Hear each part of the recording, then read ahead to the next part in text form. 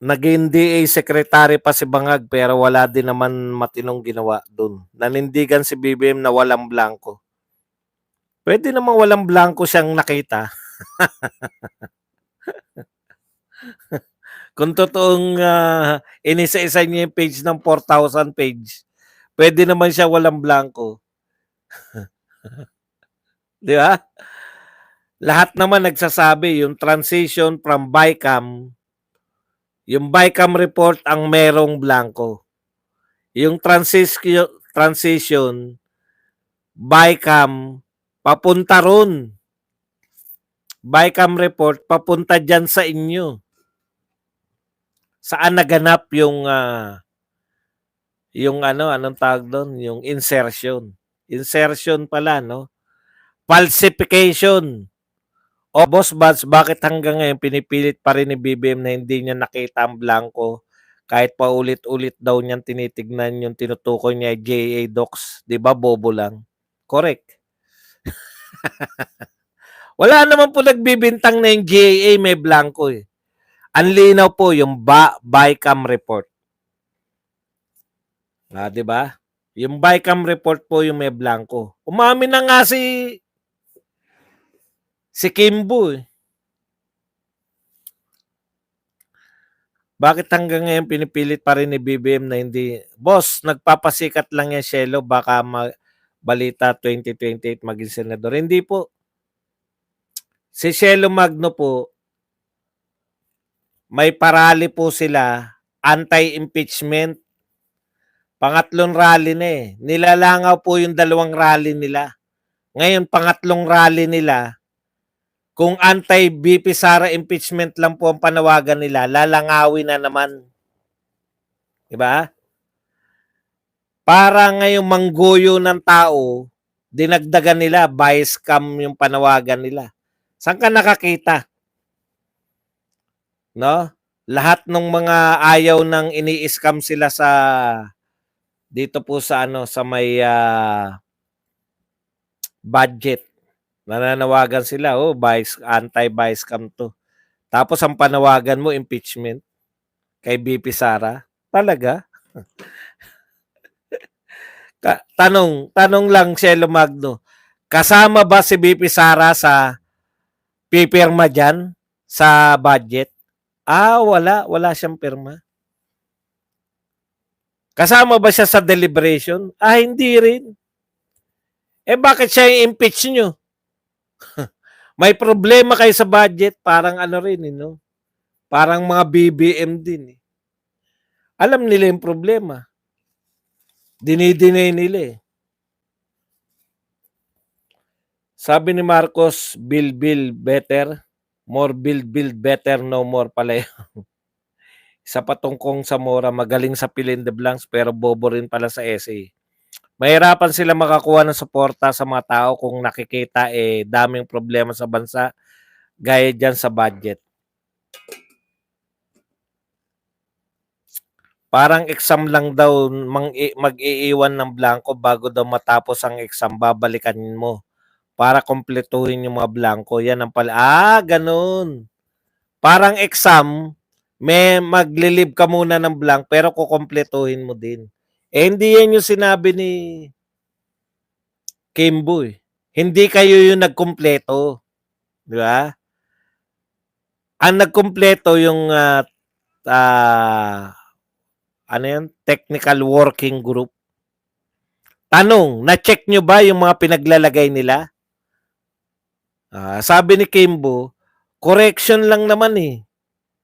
Yeah, correction lang sila, yung typographical error lang, itatama lang, tsaka yung mga correction lang. Ang paliwanag ng dating speaker Alvarez, na taon-taon na habang siya speaker, dumadaan yung budget sa kanya bago niya pirmahan. At abogado ito. Pag mga hindi abogado kasi ganyan yung mga paliwanag eh. Dadaanin ka lang sa parang test lang yan, ililib mo muna, pagka natapos na may oras ka pa, tsaka mo Hindi po ganun yung pagbabudget. Tsaka hindi yan yung sinabi, hindi nila binalikan. Pinaubaya nila, ayon kay Kimbo, pinaubaya nila sa technical working group.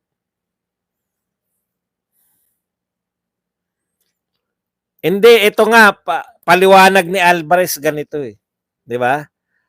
Okay. Palagay nyo na i-correct ng technical working group. I-correct lang nila, di ba? Blanco.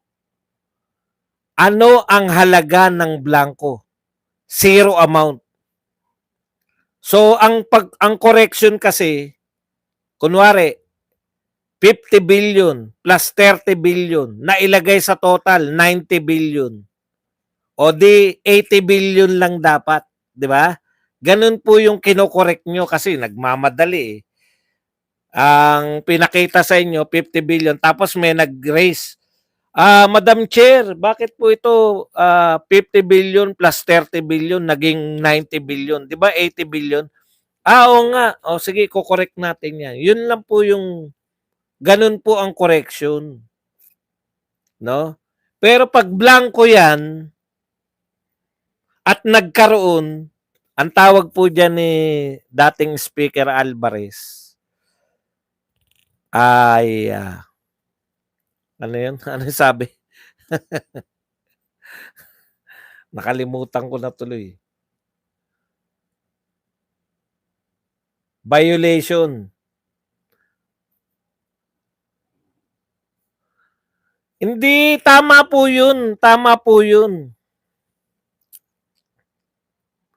Tama po 'yun na pwedeng i-correct nga. Unauthorized 'yun. Unauthorized. Hindi, falsification. Falsification of congressional documents ang tawag doon. Inaalaw ka mag-correct. Ano yung kinorek? 'Di ba? 80 plus 30 billion equals 90 billion. Dapat mong i-correct yung kasi 80 billion lang eh. Ganun po yung halimbawa ng correction. Pero kung blank, blank, blank, tapos nagkaroon ng mga figures, ay hindi po correction yun. Yan po ay falsification. Hindi po falsification kagad. Maniwala tayo sa mga abogado. Yun po yung actual na term na tawag, falsification of legislative documents. Kasi yung unauthorized, ano na po yan eh. Hindi po sa kasuhan yan eh. Yung blanco, nilagyan mo ng numero, falsification of legislative document. Kung blanco siya, dapat mag-appear sa GAA, zero amount. 'Di ba? Kaya mali ang mga pinagsabi nito nung PAM na ganun ba yung sinabi na babalikan. Hindi po pwede yun. Ito naman, sabi raw ni Attorney Vic, base sa pahayag ni Kimbo, mukhang ilaglag or scapegoat nila yung technical working group. Kaya winawarningan sila ni Attorney Vic na wag papayag sila ang ilaglag. Hindi pa rin po pwede yun. Pumirma ka eh. Once na pumirma ka, di ba kay Roderick Paulate, kinakatwiran yan, dami pong pinipirma, parang ganon. Hindi, once na pumirma ka, kahit niloko ka lang na nagpapirma sa'yo. Kaya nga dapat binabasa mo yung pinipirmahan mo. Once na pumirma ka, yan na yun. Ang ibig sabihin, boss, pwede talagang yung blank, i-consider lang na zero budget. Correct. Pag blank po, hindi po tayo to kasi hindi naman ako naging congressman eh. Sa paliwanag po ng dating speaker, ang kahulugan po ng blanco, hindi mo binigyan ng budget. Kaya po ang amount nun, zero dapat. Di ba? Ngayon, anong patunay nila na inaprobahan nila yun? Na ganun nga. Di pakita lang nila yung minutes. Di ba? Na nagsalita si ganun, na ganyan yung ipakita nila na yan po ay bycam. Anong ebidensya? Kung may video sana o may minutes, kaso walang minutes yan.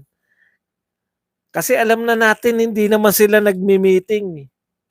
Mag-meeting man sila dyan, nako, pwede ba? Unlike nung panahon daw ni Ungab, simple lang dapat yung ginawa nila, sabi ni Ungab eh. Yung mga pareho, halimbawa kung DepEd, 1 billion ang budget dito ay 100 billion ang budget sa kabila, 100 billion din sa HOR. Hindi na natin isasalang sa BICAM yan. Kasi pareho eh. Ang nilulutas lang sa BICAM dapat yung mga hindi pagkakapareho. Kaya nangyayari yung BICAM hindi eh. Ulitan eh. Alam niyo yun? Ulitan po yung nangyayari sa BICAM. Nagpapanibago sila. O ngayon, ang problema ron, lihim yung BICAM. Wala pong nakakaalam. Boss Bas, ang dapat imbestigahan ng TRICOM ni Barbers ay kung sino ang nagdagdag ng pondo sa blanco na budget dapat ikulong. Correct. Si PBBM at si hindi po. Sabi ni Tatay Digong, lahat sila pwedeng makulong. Pumirma ka eh. Di ba? Pumirma ka eh. Once na pumirma ka, pinatunayan mo na yun. Ang pirma po, ang ibig sabihin nun na ikaw ay sumasang-ayon na yung ito ay naaayon sa batas yung gumawa no. Hindi po naaayon sa batas yun. Kasi yung inaprobahan nila, blanco. Ang blanco po ay 0.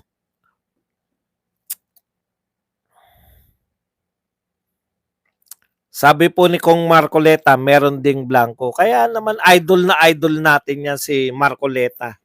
Makakatulong talaga sila ni Kibuloy, no? At saka ng iba pa. Iba pa. Ngayon, kay Tamba, inulit lahat kung saan gustong ipalusot ang nakaw. Correct? Ben Shukak. Boss, mga kandidato natin, baka nako, paulit-ulit na tayo. Ulitin po natin, no? Ang mga kandidato po natin, Marcoleta Kibuloy, kinakailangan po ni Bato at Go ng mga posibleng pumasok. Kaya iboto po natin, Marcoleta Kibuloy. Idagdag na po natin, syempre, baka makalimutan pa natin yung siguradong pasok na si Senator Bato at Senator Bongo.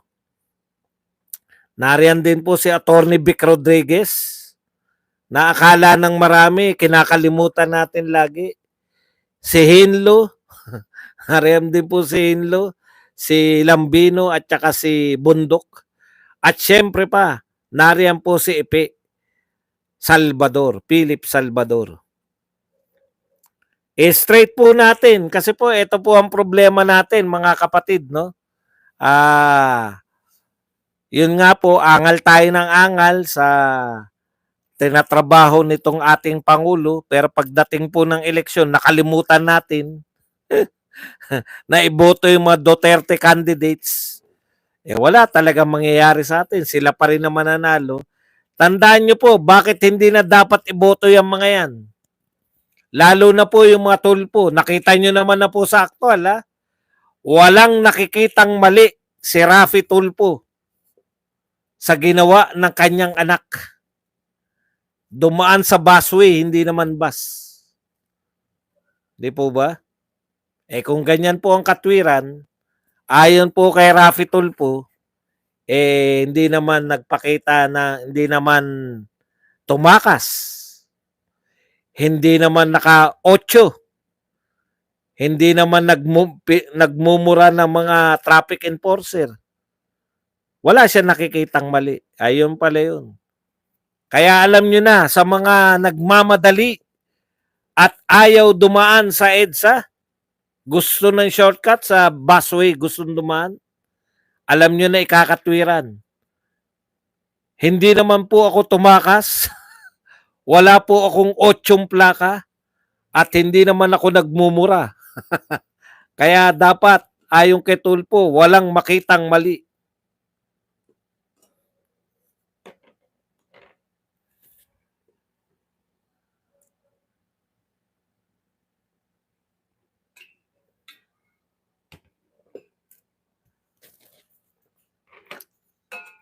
Baka naman yung mga tsuhin. Ano po ang sabi ng mga tsuhin? Kasi matatapang yan. Wala sigurong pamapamangkin sa mga tsuhin. Kay Erwin at saka kay Ben Tulfo. 'Di ba? Ang tatapang po niyan, eh. Baka naman walang pamapamangkin sa kanila. Ang mga chewin po na tumatakbo, Dehin Bokiki. Konsentidor. Mga konsentidor na mga Tulfo brothers. Wala na.